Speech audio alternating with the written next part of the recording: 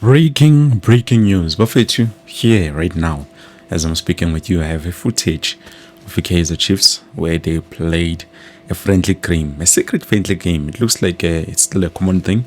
Friendly games behind closed doors. I'm not too sure which team they are playing against, but one thing I do know is that Mchita Rapana wanted to do but managed to score.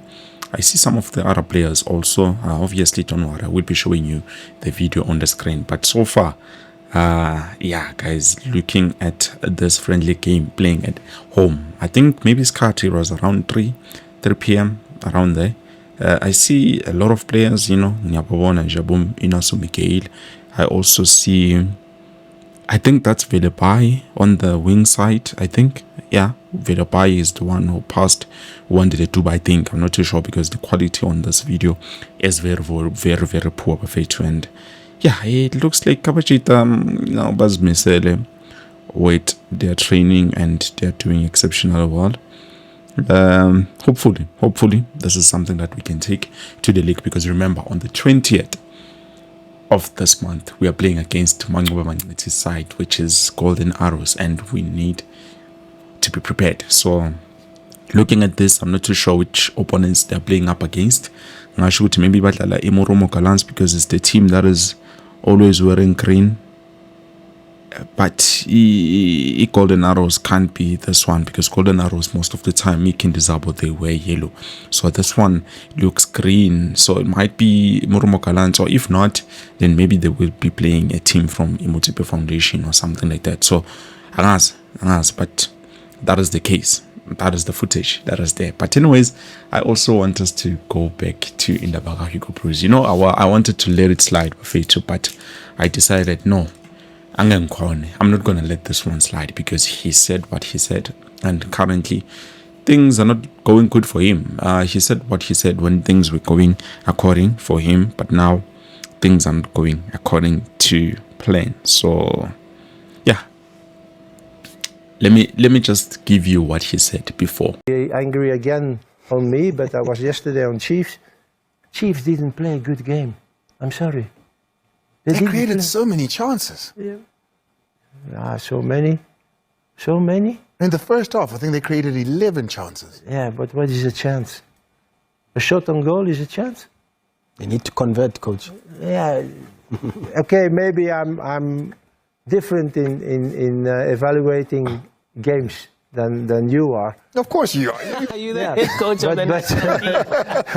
But I can say that I saw a good game yesterday. Yeah. And even it was, Now, if you guys, I honestly didn't want to touch on this, but if you guys remember this game, this was a game where we played at FNP. We played against Amazulu FC. And I remember very well on that game, we had halftime, we had about 11 shots. And we were 11 shots. To my PLNG game, we had about 23 shots.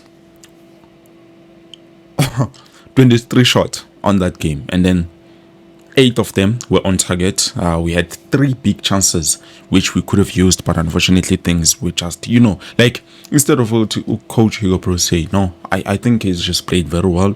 Unfortunately, they were not fortunate enough, to score, but it looks like they played very well. They've improved, but he said, no, for me, they did not have a good game, I thought to myself, if we did not have a good game, which team has had a good game? Because I think so far no team comes close to what we did on that game, even though we were not able to score. If we were able to score maybe even 5 goals, we put on that game that we played against Amazulu FC. But unfortunately things were just not combining for us. Things were just not going according to the plan. Now they've just recently played, and you look at what he did with the squad. I'm asking myself, Oti, does he think Bafana did not have a good game as also? Because you look at what he did. For me, I think I have to blame him for what happened. I'm not here to blame him, but I do have to blame him because you can't be playing players like Abo, like you can't change Ober Modiba because of that silly mistake, and then you bring in player like Kabini, you bring in Abosbisi, Batusi Obas, like you're playing a knockout game, and then you try to experiment with a match that is so important. That game was so important, Bafetch. I do not want to lie to you. I know we are still going to go to FIFA, but to be honest with you, that AFCON game was very, very important. It was going to be something that is going to show that we are prepared for the World Cup. But now it looks like we are not even sure. It looks like we are not even sure of the team, because for me, I feel like Omatala has been exposed. Coach Roland Mokoena was one of the best coaches in whole of Africa. For me, the whole of the world, Coach Roland Mokoena is the best coach, because I feel like anywhere you bring him, he's going to get there and he's going to survive. By the way, as I'm speaking with you, he has opened up 11-point gap Lapano MC Alja as the coach, and the next game that they will be playing, they're playing against a team that is going to get relegated soon, and you can clearly see what he is capable of, and you can clearly see what he's been trying to achieve. And also he has spoken about Urele Mfokeng, saying no, definitely he would love to have Urele Mfokeng, but Urele Mfokeng wants to go play in Europe. And I've noticed before, what you know, man, there's something off about Urele Mfokeng ever since who's this guy, the other guy from Pirates, managed to get a signing, Wahamba.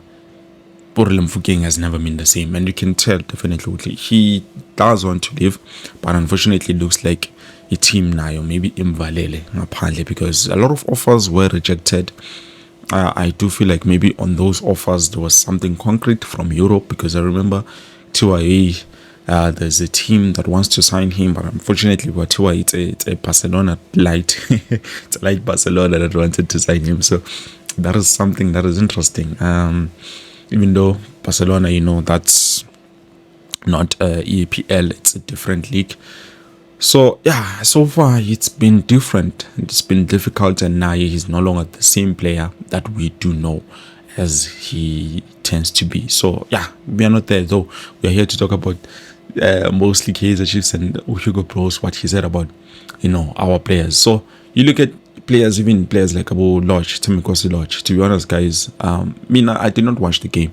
The day that the game played, we had load shedding or something that happened with DKC. You saw even the video was recording in the dark, and then it's in my case, the game was still playing, and I saw the change of evidence, Mahopa coming in and managing to score. So I'm asking myself, why did we play without at least Ikram Reyners or Mahopa? Because at the end of the day, those guys are players who can change the game. We just decided to bring in Mahopa late. What happened to Ikram Reyners? Because Ikram Reyners is a striker that he thinks he is, and he's great.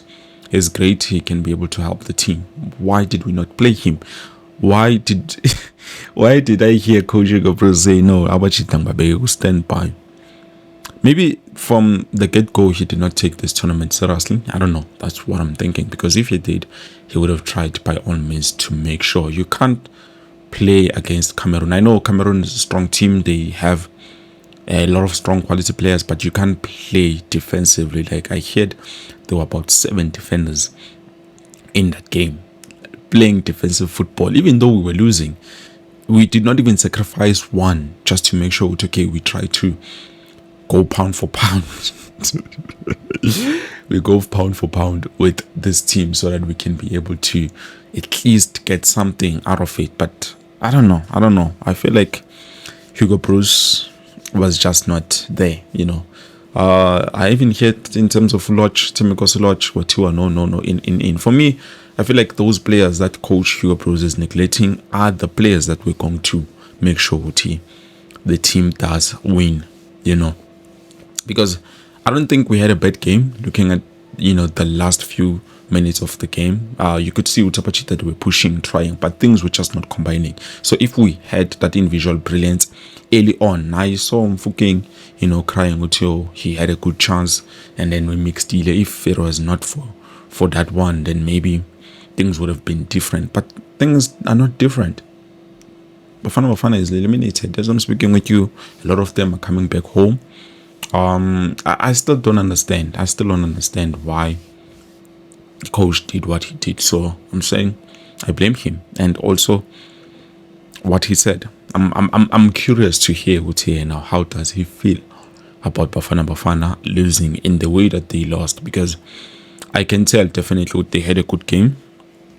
But let me just quickly check for the stats and see how they performed, because at the end of the day, probably it's the same thing that happened with Kaizer Chiefs and Amazulu FC, and unfortunately we lost as the national team. Where are the stats? Here are the stats. Wow, as I was saying, so we had 15 shots, 3 which were on target.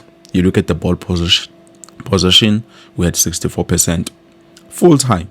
So this means with South Africa clearly was the better side to win this game. We even had about 6 corners compared to their 3. So yeah, no, it was a game of emotions, I can tell. Pressure maybe, but is he still saying Kaizer just did not have a good team, a good play? I don't know. I wish to hear, but this is a buffet too. I honestly thought we were just going to talk about those few things and then we are done. So yeah, let's hope Kaizer Chiefs can continue the momentum. When I get more details in terms of who won on that game and who were the opponents, because we did see Wandile Dua scoring, but we do not know which team were they playing and how many goals were scored and whatnot. So when I get all the information, the number of players who scored and the number of goals, who was the goalkeeper for that day, down in the comment section below. For now, let me know what you think or your thoughts are. Peace.